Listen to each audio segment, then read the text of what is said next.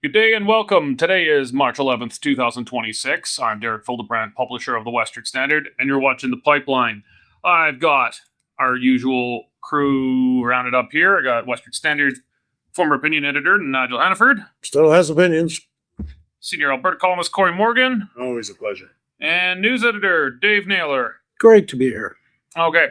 We're going to talk about Meltdown at the CBC.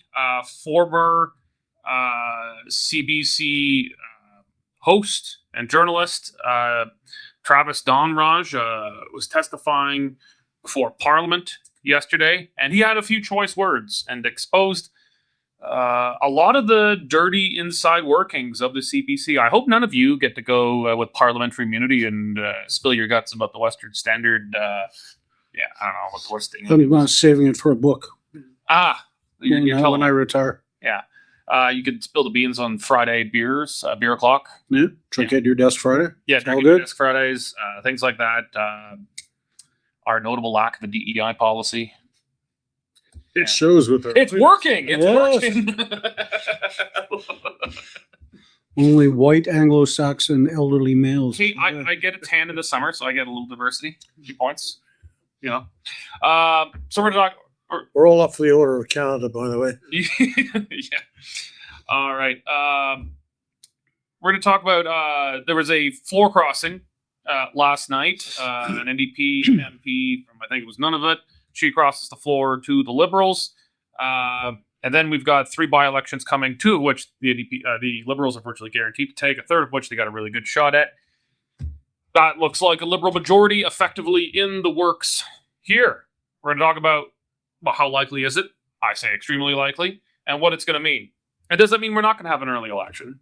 I don't know. But first, we're going to start with what is Mark Carney's position on the Israel-Iran war today? Cory, when this first came up, Mark Carney says Canada supports this. We're in, and then he supports it with regrets. You know, you've got a tattoo. I think it said some regret, no regrets. Yeah. So Canada supports it. Then Canada supports it with regrets. Canada supports it if it but it really should have UN authorization. But then Canada supports it with regrets.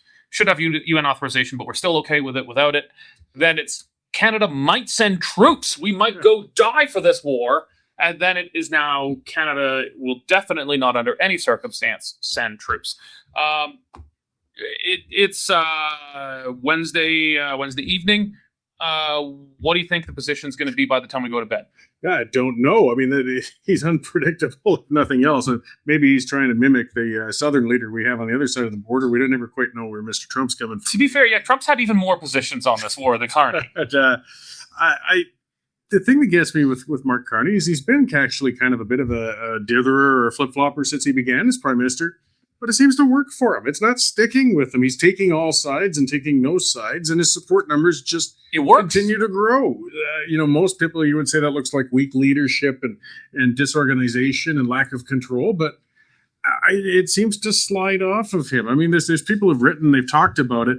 You can certainly see how and why the Liberal caucus would be divided on this, with the extent of any involvement or no involvement or even outright opposition. But he seems to be trying to play to all of them. And well, again, so far it's working. And the irony of it all is, to be honest, Canada's stance on it's pretty close to absolutely irrelevant to the whole scene of things anyway. So we don't have a military force that would have a serious impact within that. And I don't think Canada's viewed after the damage that Trudeau did to our international reputation as a diplomatic force that really would have an impact with whatever side we took anyhow. So Carney's only concerns, I think, are domestic views of him. And he seems to be playing it right somehow. Well, maybe I don't know whether I would go with that. He's playing it according to form. Some people can get away with that, and some people can't. Polyev could not get away with that, but Mr. Carney has for so long been saying, "Well, we've got an agreement. Well, actually, we've got a memorandum of understanding. Actually, we sort of shook hands on it. Well, what exactly are you committed to? Nothing, And so then you can go and say, well, we support it, we don't support it, we're going to get involved. People just don't care anymore. Mm. So Well, stick to him. I think Nigel Cory's right that, Canada has no material for, like, even if Canada was like, yeah, we want to be involved, like, we might get like latrine digging security duty. guards on base Yeah, or something. maybe we get to defend a rear forward position in Bahrain, like at best. I guess maybe we could send a frigate or two, maybe, but there's nothing really material Canada could do. But similar to Iraq, George W. Bush did not necessarily need Canadian boots on the ground. Besides, he wanted a symbolic Canadian presence, for the coalition of the willing. They're not even really looking for that from anyone besides. No, Israel wants it from the States, but they're not looking really for anyone else, at least at this time. So Canada's material involvement doesn't really matter. Although I do have to worry when we saw the new Canadian Armed Forces recruitment commercial, a bunch of tough-looking white guys in it for once. That's the sure sign I've seen that we actually are going to be going to a big war soon, now that they want our types again. But I'm a bit sympathetic-ish to Carney's stance here. I hate saying this, but what I think of the war. I think this is a bad, bad war. This is not in America's interest. It's not in Canada's interests. This is not our war in the West or Canada or America, period. But from the Canadian perspective, there is really only two objectives of Canadian foreign policy. One is keep the Americans happy. Two, domestic. Always. Canadian foreign policy is always at least 75% driven by domestic political concerns and 25% plus by keeping the Americans on side. Carney's really only advantage in one way or another was generally not to antagonize Trump. So even though I think the war is a bad idea, I think he probably took the smart stance in terms of foreign policy for not unduly attracting Trump's ire. Condemning it wouldn't do really anything because Canada has no diplomatic weight anymore anyway. Or at least anything of note. We rank somewhere around Denmark, probably. So condemning it wouldn't make it any less likely to happen or bring peace any sooner. Putting boots on the ground wouldn't do anything. We have nothing to contribute anyway. So this was actually probably diplomatically the smartest position for him to take. Well, but you look at Donald Trump's reaction. Yesterday, he tweets that Carney is the future governor of Canada. Yeah. Right? So Trump has obviously taken notice of it and has, stopped calling him prime minister and has said, just like he used to insult Trudeau. I mean, the actual, to the degree that Canada has a traditional stance on Iran, it is that we are very against this regime. Back in the Harper days, we closed their embassy for them. I'm not sure whether it ever did get reopened or not. But certainly we were highly objected to the murder of a woman who was born in Iran but had become a Canadian citizen. This happened 15 years ago. But this is not a good regime. So if Mr. Carney was critical of it, good for him. He should be. Well, everybody's critical of it. Even the people opposed to the war are critical of it. There is virtually no one besides crazy Hamasnik types who are not critical of the regime. Well, and there is something we could do. I mean, kind of where we concluded last week, if we're talking about the war that we could agree on, domestically we could deal with something. I mean, Canada has apparently identified 700 IRGC members in the country. How they know, I don't know, with some sort of intelligence. Why don't we clean up around here? We don't have to go overseas. Yeah. We don't have to but we all kind of agree we don't want those types here. Well, if we've identified them, get them the hell out of here. Even opponents of the war like me, I'm all for that. Get rid of these guys. This is something we can do because there is a concern with, despite what they think they're asking for, people saying they want to globalize the Intifada. These are the people who are going to globalize it for you if you keep them hanging around here. Globalize it means bringing it home here. Yeah. Sadly, all flights to Iran have been canceled at the moment. Well, we don't have to. We could charter something, The museum and just wind it up. Conservatives today, Melissa Lantsman and Michelle Rempel-Garner, sort of said, this is ridiculous. We got 700 of these guys running around. We want the Liberals to come back with a policy, what they're going to do with them within 1 week. It's too urgent to delay anymore. We could pair drop them over Iran. Yeah. Or one of those frigates. I mean, we could make room. It's not like they're full of modern armament. So just put them in steerage and send them on over. Steerage. Nobody's said that since the Titanic. My word. So, I mean, the war is, approaching approaching 2 weeks old now. Oh, it's not a war. What's the Trump called it an excursion today. excursion? The, America has not It's a big officially been at war house. since 1945. I mean, it's pretty ridiculous, and that's a conspiracy of both the Democrats and the Republicans. They want to just have Congress vacate its power for declaring war. And both parties are in on it. It's a conspiracy of silence. But this has not gone. I can't say it hasn't gone according to plan because we never really knew what the plan was. It was weapons of mass destruction in the first 24 hours. Then it was regime change. Then it's a decapitation strike, but maybe a new guy from within the regime takes power the way it was in Venezuela, who's just a bit more pliable and compliant. That's obviously not happened. You have Khomeini's son, and he is, by some reports, even crazier. So, okay, that's not working. So, but impotent. He's impotent. He's got a softie. Yeah, that was a. oh, is that a real? Yeah. Oh yeah, Yeah. He had trouble getting a wife and. Well, missile strike should be less of a problem. Well, again, if they would just embrace the LGBTQ community, I suspect he's not impotent. They've just presented him with the wrong target. Maybe. So, oh, Jesus. So anyway, we don't know what the goal is really here, from at least from the United States' perspective. I think I know Israel's idea, which is generally just to weaken Iran for regional power reasons. The United States, we can't really tell. One day it's hey, we're done almost. We're done more or less, kind of maybe. Like can wind down, and then literally hours later, Trump says unconditional surrender, and if they don't open the Straits of Hormuz, we will destroy the nation, not the regime, the nation, so that it can never be rebuilt again. All of this is done. Again, it's only 2 weeks in. Who knows how much longer it goes?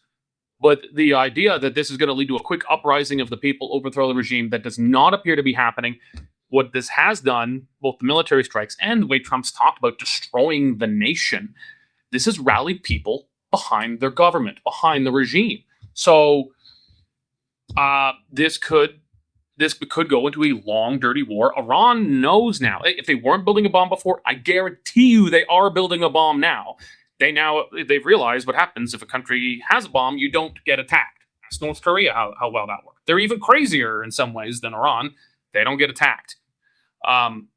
So this could go on and on and on, potentially. Is there a potential political liability now that Carney, even though we don't have troops there, Carney's going to have to wear this if this becomes, because it's not popular even in America, let alone Canada. If this goes on and turns into another big Iraq-style quagmire, is there a political liability for Carney here, having, at least on paper, supported it with some regrets? Well, he will simply say the situation was what it was when I made those comments. Since then, it's changed. And, I stand against it. And Yeah, he'll probably get away with that. And he will say something else the week following if it is suitable. The man does not have consistent positions. To be fair, it makes it easier for him to backtrap when that fluid situation changes. I mean, in reality, this is all in Trump's weird little orange hands. I mean, whatever he determines to do,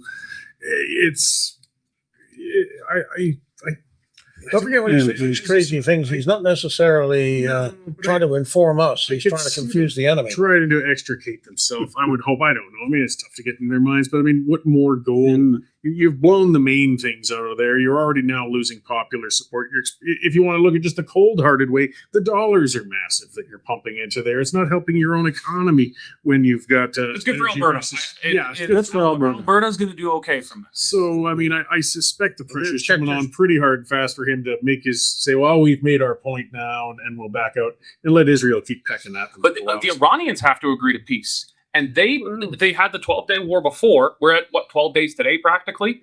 These guys have, I think, gotten the message that it's not going to stop. They're just going to get weaker every war. They're going to get weaker and weaker and degraded. They were not as weak, it seems, as the Americans and Israelis were saying or thought. But the Iranians are going to look at this and say, well, why would we agree to peace now? We're going to need something. Because remember, they were attacked both times in the middle of negotiations. Generally, it's polite to break off negotiations before you send a carrier group to attack. They didn't do that. So I'm not sure the Iranians necessarily just agree to a ceasefire. Maybe they do. You look, before the excursion started, tens of thousands of Iraqis took to the streets demanding an overthrow. The regime slaughtered 35,000 of them, according to reports. I even listened to a BBC report. It's funny how the tone had changed from back then. We would talk to a person from there was a documentary piece on the radio, but with a woman who in her city, they had gone out and protested, and they were wiped out with birdshot, a whole lot of nasty things and stuff. There really was something coming up, but I mean, if it becomes, it looks like your liberators are worse than what you're dealt with, then that can change. Yeah, just yesterday, more than 1 million Tehranians, if that's the right word, gathered in a square for some of the funerals of the killed military. 1 million people, all in support of the regime. Whether they were all there willingly or not, I don't know. It's kind of illegal at gunpoint. You have to have some genuine support. We've seen from whispered regimes too, though. I mean, if you don't show your face, the knock on the door comes later. Well, it might be good for your career to show up. Yeah, I'm not going to kill you if you don't go to a rally. But. Hey, look at the Australian women's soccer team. Not Australian, Iranian women's soccer team in Australia. They all had a chance to defect, and only 5 of them did, because the regime was threatening their families at home. Mm-hmm. So, if you defect, we're, bullet to the back of the head for grandpa and granddad. So they're dirty. There's no doubt about that. Yeah. Well, there was plenty of opposition. I'm sure there still is plenty of opposition to the regime in Iran. But when Trump says, if you don't open the Strait of Hormuz, we will destroy the nation so they can never be rebuilt again, that's not going to help. Unconditional surrender. Unconditional surrender means we invade and occupy and dismember your country vis-a-vis Germany 45, or nuke you vis-a-vis Japan 45. No one likes that, even if you don't oppose the regime.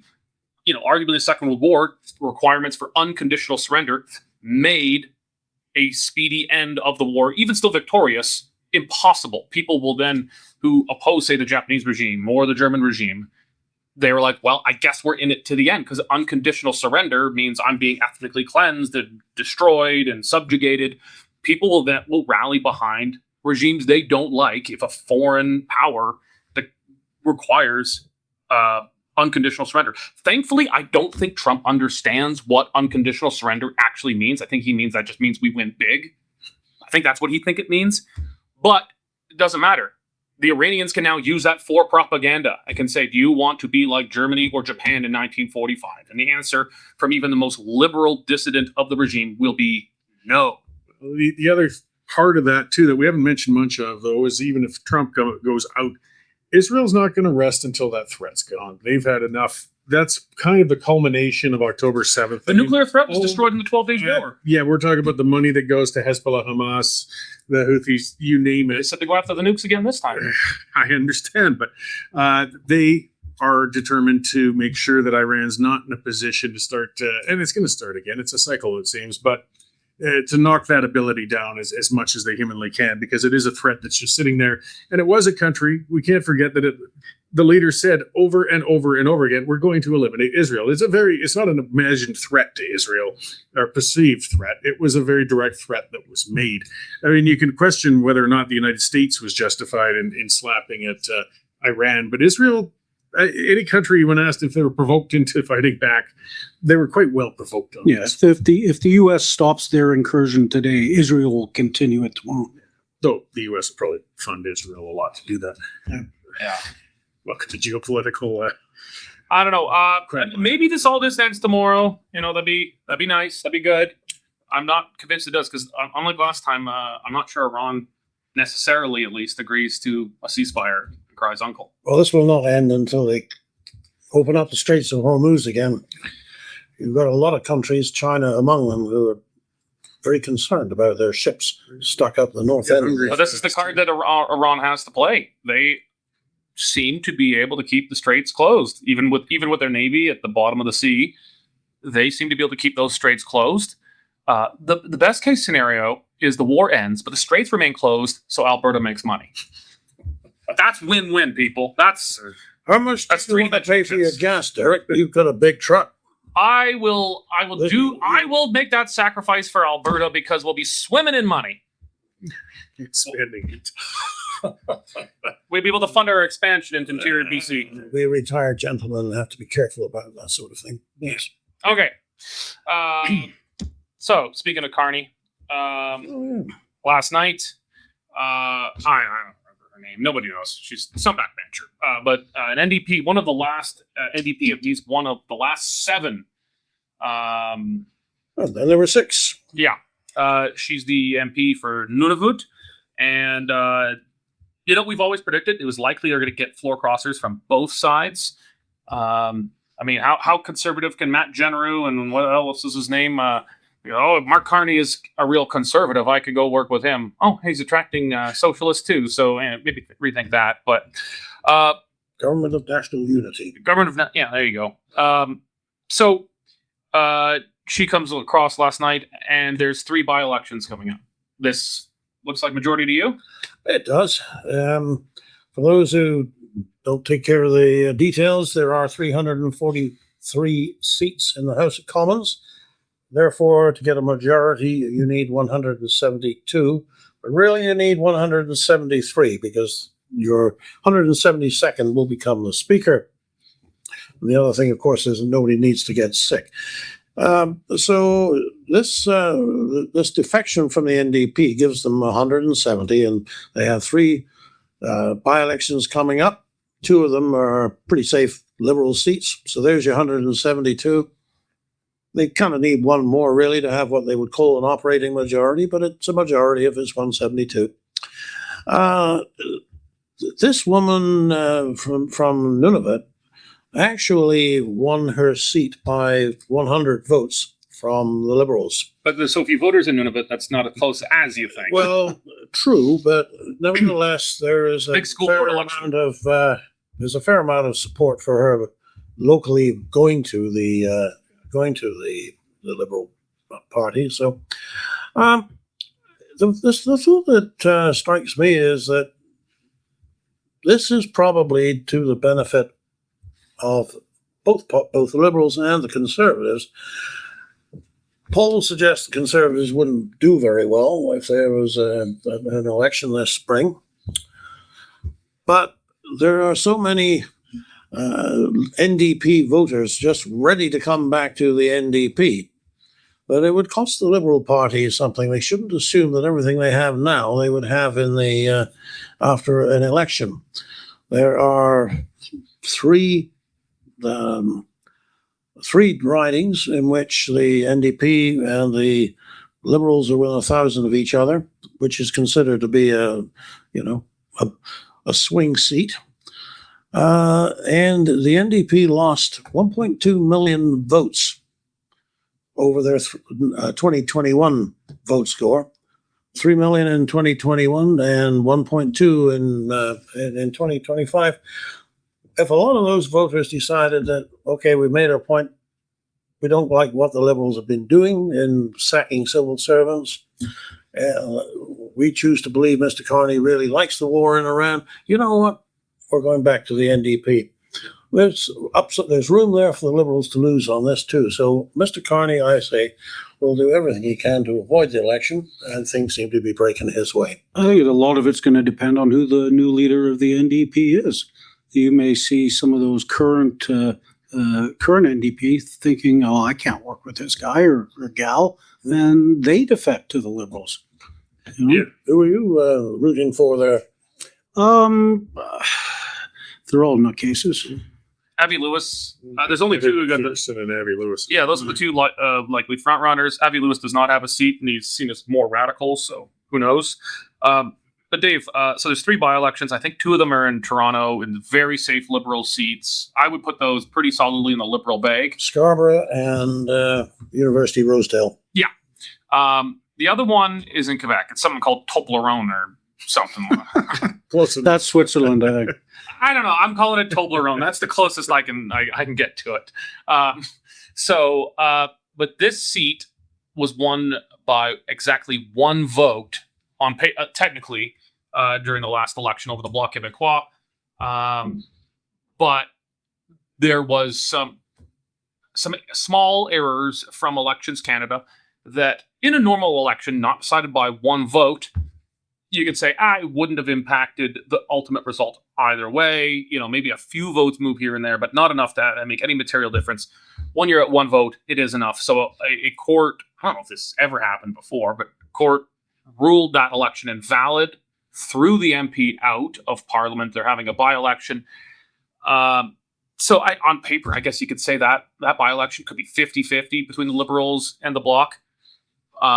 But both of them, you know, the Liberals could bring a lot of pork barrel spending to bear to get over the hump there. Alternatively, the Bloc can say, hey, this seat decides the balance of power in Parliament. This MP will have incredible leverage. But I think that's the only by-election really worth watching, that one seat. If you don't want the Liberals to have a majority, you got to root for the Bloc in that riding in Toblerone. Yeah, it's Terrible. As a matter of fact. Terrible. terrible. It's good I land. like Toblerone. Toblerone's much better. Toblerone. Yeah. Yeah, it's going to be interesting to watch. I mean, will Mark Carney stay in the country long enough to go, glad handing in Main Street, and will he show up there? Will the Blanchette show up there? Sure, he will. But yeah, that could go either way. Well, we got some weird polling happening.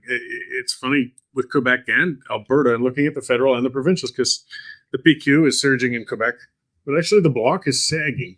And Alberta's looking similar, whereas at least, UCP and independents leaning support. I mean, we've seen that with the standard polling.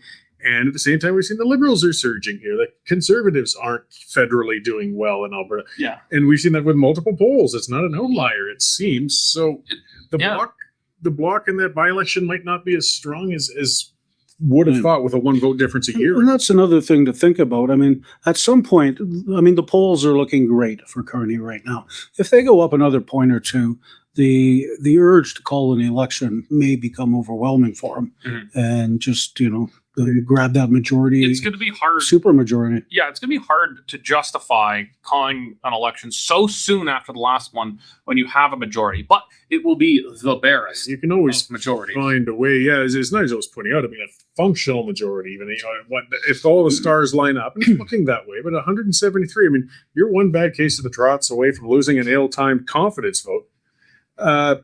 You want to feel better to have a 10 or 15 vote buffer if you have a majority. That's agreed. But I mean, even if you wanted to engineer his own defeat, other parties could get cold feet. The NDP sure shit does not want an election yet. The Conservatives do not. They can't all skip the vote, but a couple of them could skip the vote. Elizabeth May, she's just happy to be there getting a paycheck at this point. We know how that game's played, though. I mean, you don't have to engineer a defeat in the confidence vote. You can come up with a big bill of something so big and radical that suddenly you rethink, you know what, this is so important, we must take it to the electorate rather than the House of Commons. Jim Prentice. It's our duty to do so. Beautiful bill. Yes. Jim Prentice did. He's like, we need a mandate from the people for this budget. Yeah. I remember dreading him. I was like, oh no, we're going to get crushed by the PCs in this election. And then I was in the lockup. I saw the budget. I was like, oh my God, I hope they can't not call the election now. I want to run against this budget. This is amazing. I don't know. Even if he gets his majority, I think it delays an election from this spring. Maybe till fall. Probably. But yeah, it's got to be tempting for Carney to pull it right now. And that would be the end of Poilievre. He's going to get a second kick at the can here. I don't think he gets ousted before another election.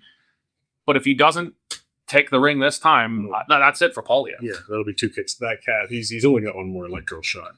Yeah. I mean, the only one who ever got two kicks to the can before Poilievre was Harper. Scheer did not get it. O'Toole did not get it. Two's considered pretty generous by our standards now for a non-NDP leader.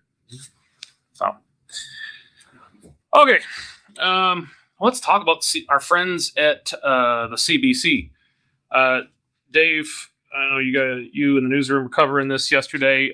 Travis Dhanraj, he issued a call for the CBC to broadcast his hearing at a parliamentary committee.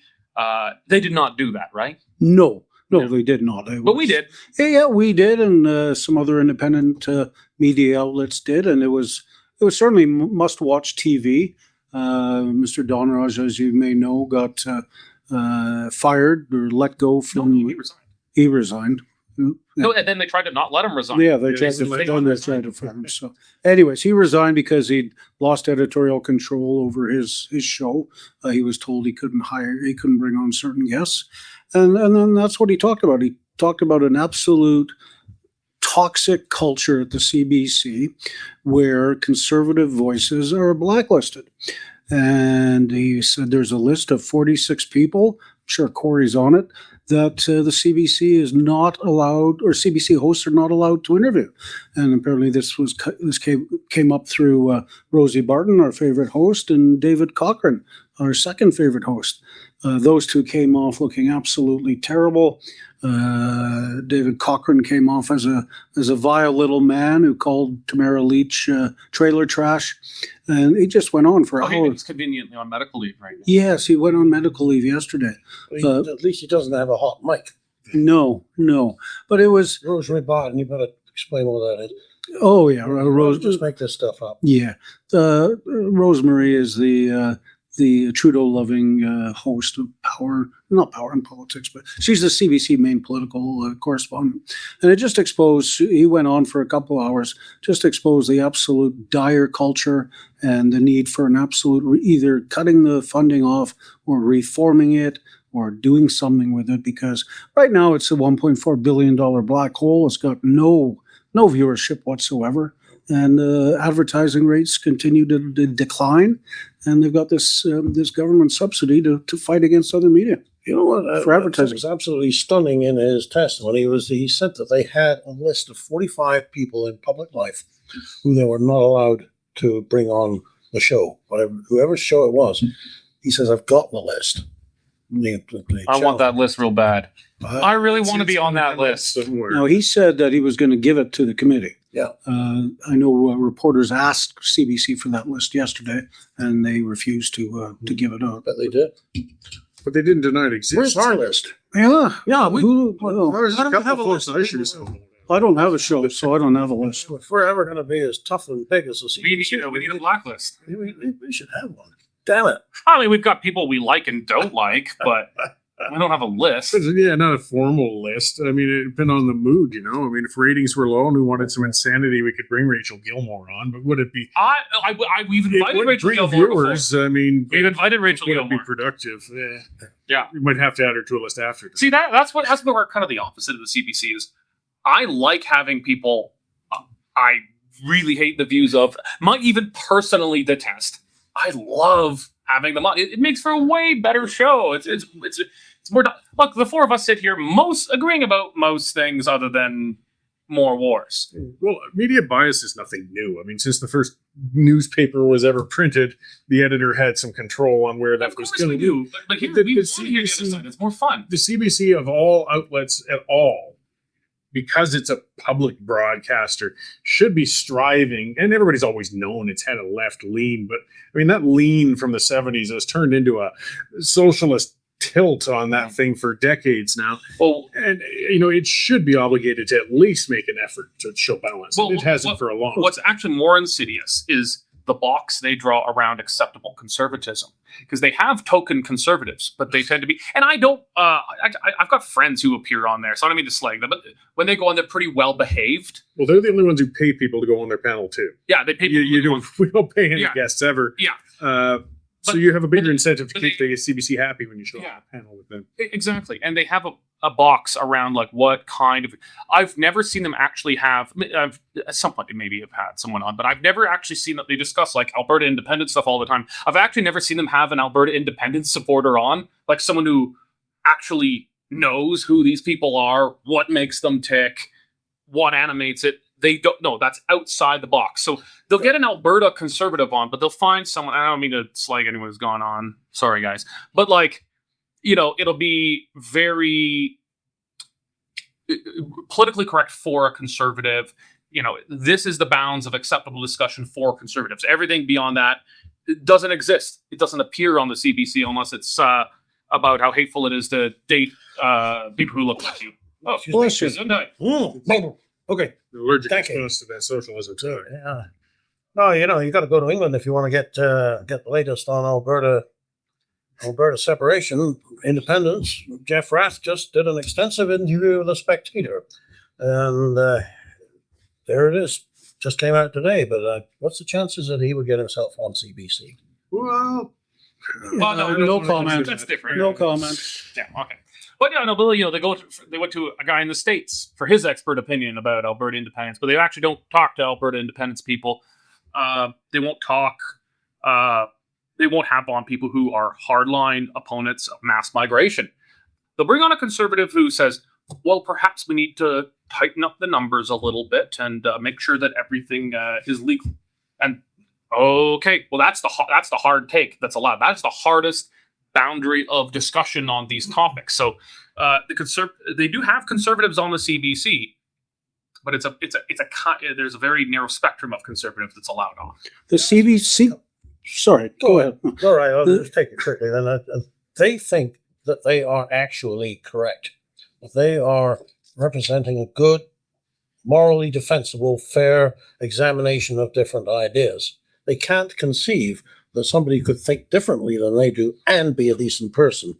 And we can't have non-decent person on the Canada's semi-official news agency. No, you've got the editor-in-chief, Brody Fenlon or something like that, and the CBC CEO were both testifying. They're saying, this is the most unbiased organization they've ever worked for. And you're right, they do believe it. But the voice of the CBC is the voice of Andrew Coyne and Chantal Hebert and and David Cochrane and Rosemary Barton. They're all just socialists, right? Uh-huh. I mean, come on, unbiased my ass. I don't know. I've never really believed there was necessarily a vast conspiracy within the CBC to be left, but it was just more of a natural, organic way it just works out. Like most media is left, and of course it's left. Fine, but if they do have an outright list, then perhaps it is actually a bit more of an organized thing than more formalized bias than yeah. I want it gone. It should be. I don't even want to just defund it. I want it shut down and its assets sold off.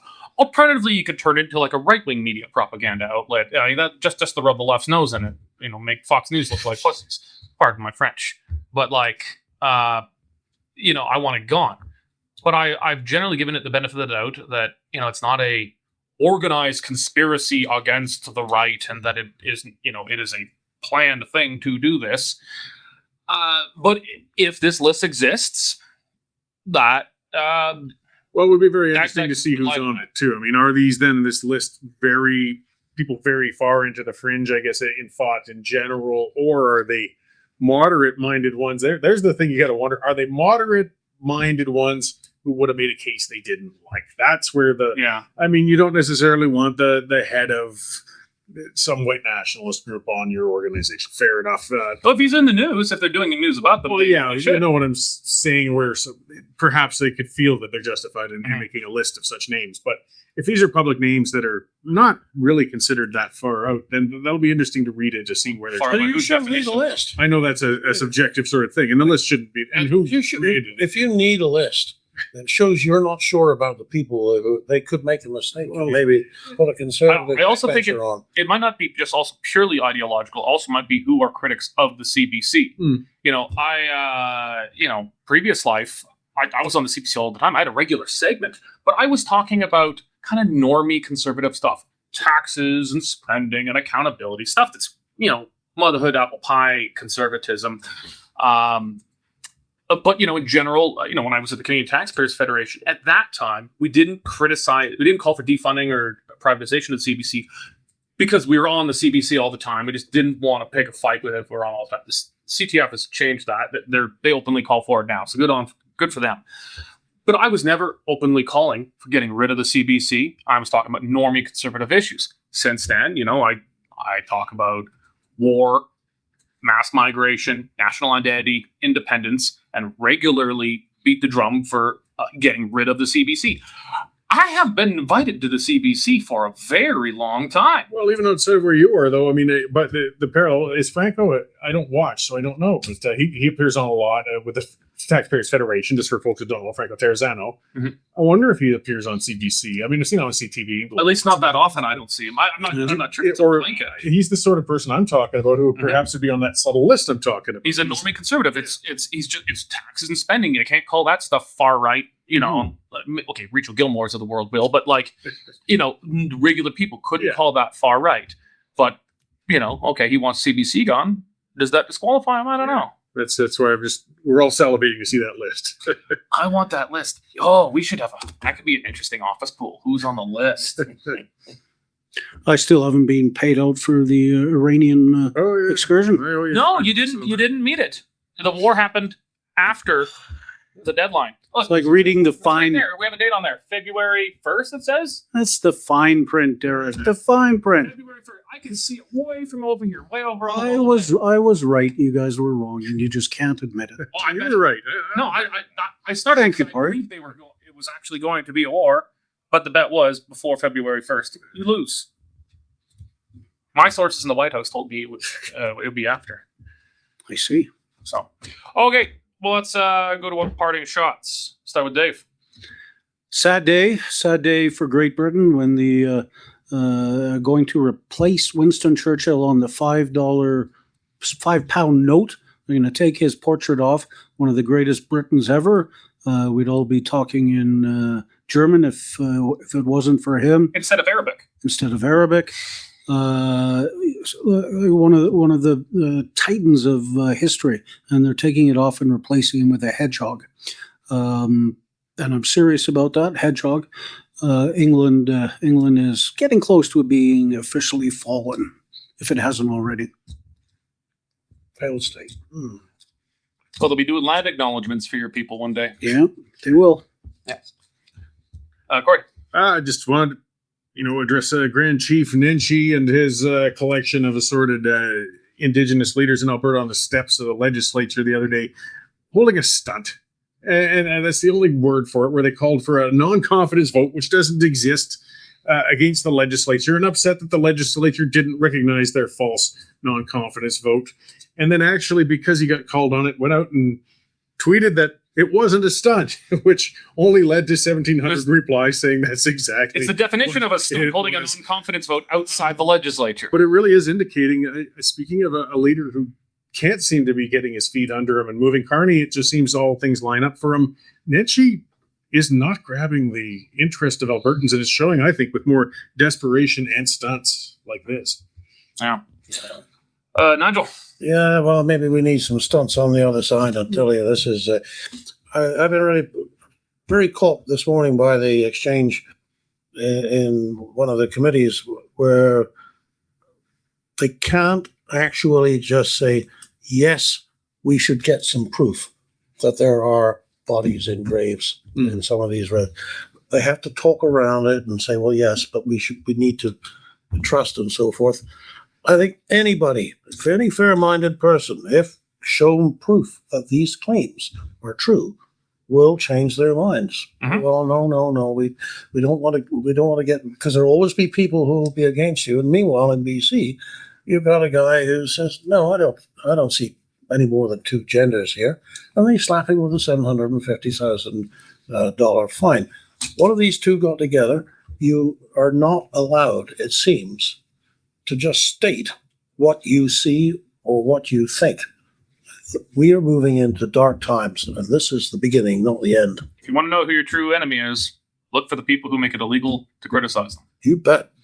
That's exactly what it is. All right. Sorry to end on a somber note. Well, I'll end on a pleasant note. I'm going to give a tip of the hat to relatively new independent media organization Without Diminishment. It's mostly some younger folks, I think clustered mostly on the West Coast.